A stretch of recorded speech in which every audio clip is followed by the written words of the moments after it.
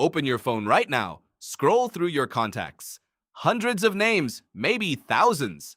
Friends, co-workers, old classmates, people you met once at a party and never spoke to again. It feels like your social world has exploded. It feels infinite, but it isn't. Somewhere in your skull, a very old counter is still running, and it stopped paying attention a long time ago. You can have 10,000 followers. You can be in 40 group chats. You can work in an office of 300 people. And yet, if something went seriously wrong in your life tonight, the number of people you would actually call would be small. Painfully small, maybe. A handful of faces. A short list. That isn't a personal failing. That's not you being antisocial or bad at making friends. That's your brain doing exactly what it was built to do, by a process that started long before phones, before cities, before agriculture, before almost everything you'd recognize as civilization. So here's the real question. Why does it feel like you're drowning in connections while still feeling like you only really know a tiny circle of people? The answer takes you back almost 2 million years into the skulls of your ancestors, and it ends with a number that keeps showing up in places you'd never expect. Let's start with the brain itself. In the 1990s, a British anthropologist named Robin Dunbar was studying primates, not humans yet, just monkeys and apes. He noticed something strange. Across dozens of primate species, there was a tight relationship between the size of a species' neocortex, the wrinkled outer layer of the brain responsible for complex thought, and the size of the social groups that species lived in. Bigger neocortex. Bigger group. Every time. It made sense once you thought about it. Living in a group isn't free. If you live alongside other individuals, you need to track who is friends with who owes who a favor, who might attack you if you steal their food, who will back you up if someone else does. Every relationship is a piece of information your brain has to hold onto, update, and use. The bigger the group, the more relationships. The more relationships, the more raw computing power you need just to keep everyone straight. So Dunbar did something clever. He took the ratio between neocortex size and group size in other primates, and he plugged in the size of the human neocortex. Then he asked, based on this pattern, how big should a human social group be? The number that came out was about 150. Not 15? Not 1,500? 150 people. That's roughly the number of relationships a human brain seems built to actively maintain. People whose names you know, whose faces you recognize instantly, whose history with you can recall, and who would, in theory, recognize you back and feel some obligation towards you if you asked for help. At first, this looked like a quirky academic curiosity, a neat number from a math equation. Then Dunbar and other researchers started checking it against the real world, and it kept showing up. Anthropologists studying hunter-gatherer societies found that the average size of a band, a group of people who travel, hunt, and live together, hovered remarkably close to that number. Researcher Marcus Hamilton, working with a team analyzing data across multiple hunter-gatherer populations, found clustering patterns in group sizes that lined up with Dunbar's prediction far more often than chance would explain. Different continents, different climates, different diets, same rough ceiling. Historians found it in army organization, Roman military units, certain tribal warbands, even some modern military companies tend to settle into groupings of roughly 100 to 200 people before they split or restructure. Not because of some ancient rulebook everyone copied from each other, because that's roughly the size at which a group of people can still function as a single social unit where everyone has some kind of working relationship with everyone else. Here's where it gets stranger, though. Because Dunbar's number isn't actually one number. It's a series of nested circles, and you live inside all of them right now, whether you've noticed or not. At the very center, there's a circle of about 5 people. Your closest connections. The people you'd call at 3 in the morning without hesitation. The ones who know things about you that almost no one else does. Around that, a circle of about 15. Close friends.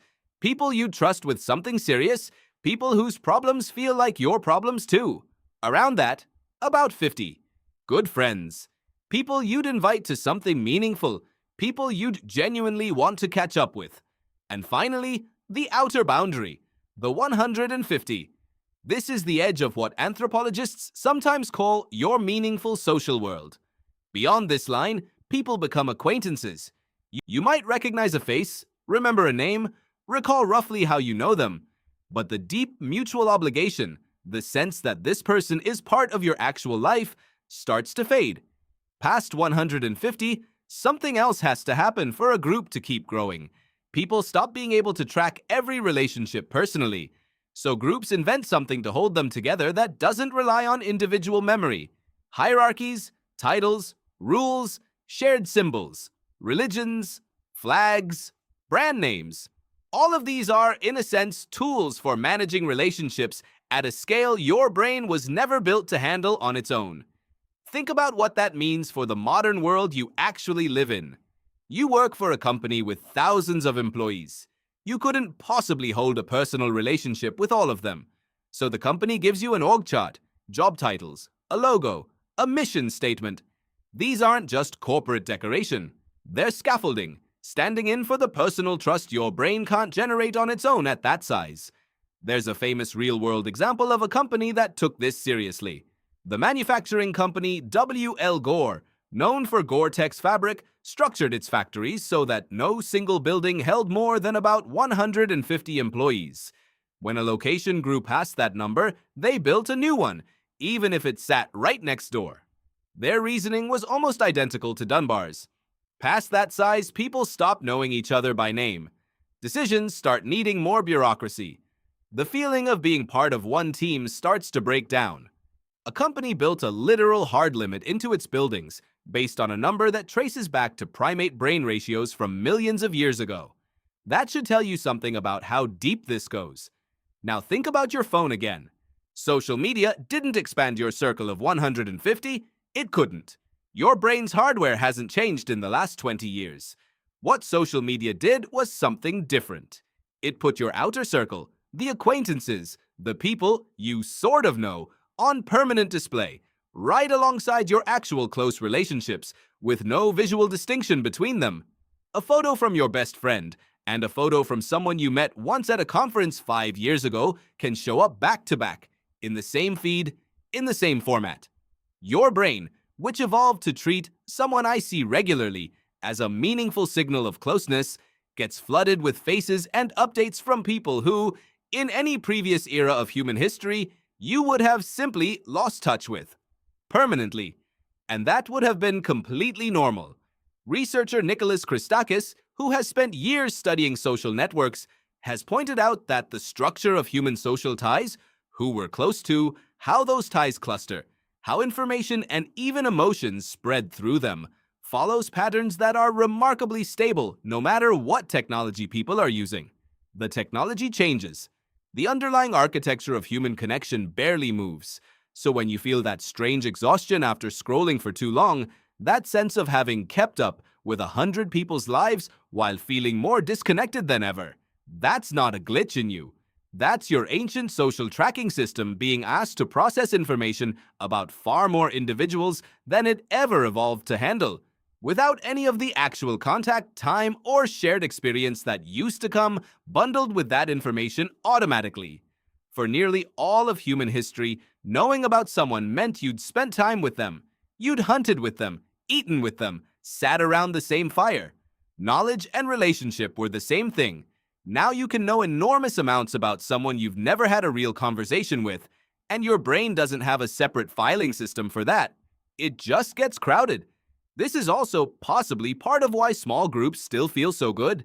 A dinner with 4 or 5 close friends, a small team working tightly on a shared project, a weekend with a handful of people you trust completely. These aren't just pleasant. They sit close to the size your social brain was actually built for. There's a kind of relief in them, a feeling of things being manageable. That's hard to put into words, but easy to recognize once you notice it. It also might explain something about loneliness in the modern world.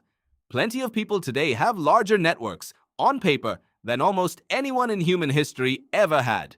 More contacts, more followers, more friends by any digital definition. And yet reported loneliness in many places has been climbing for decades. One explanation researchers keep returning to is this mismatch.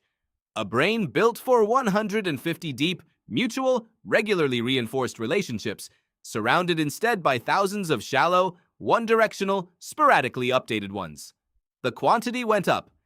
The thing the brain was actually built to recognize didn't. None of this means technology is bad, or that having a big network is somehow wrong. It just means there's a layer underneath all of it that's still running on very old rules. Your phone can hold infinite contacts. Your brain is still keeping a much shorter list, somewhere underneath all the noise. And it's been keeping that list since long before anyone had a name for what a contact even was. So next time you're scrolling through hundreds of names, profiles, and faces, it might be worth pausing on one thing. Somewhere in that list, there's a much smaller circle. The people who would actually show up. The ones your brain has quietly decided actually count. That circle has a number too. And it's been the same number for a very long time. There's one more piece of this worth sitting with. Dunbar's original research didn't just look at how many relationships people could hold. It also looked at how much effort each relationship costs to maintain. Time spent talking, time spent together. Even, in some studies, the amount of laughter shared between two people, which researchers used as a rough proxy for emotional closeness. The pattern was consistent. Relationships that don't get reinforced, that don't get topped up with shared time and attention, slowly drift outward. They don't vanish from memory entirely. They just slide from the inner circles toward the outer edge, from close friend to someone I used to be close with. This is happening to you right now, quietly, in the background, whether you're aware of it or not.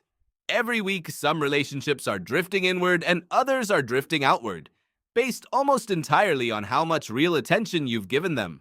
Liking a photo doesn't seem to count for much. A long conversation does. Your brain appears to be remarkably good at telling the difference, even when you're not consciously tracking it. And this is, in a strange way, reassuring. It means the size of your meaningful world isn't something you're failing to manage. It's something that's being managed for you, constantly, by a system that's had nearly 2 million years of practice. You don't need to remember everyone. You're not supposed to. The system was never designed to scale that way, and trying to force it to only adds to the noise. Pick up your phone again. This time, instead of scrolling through everyone, just look for them.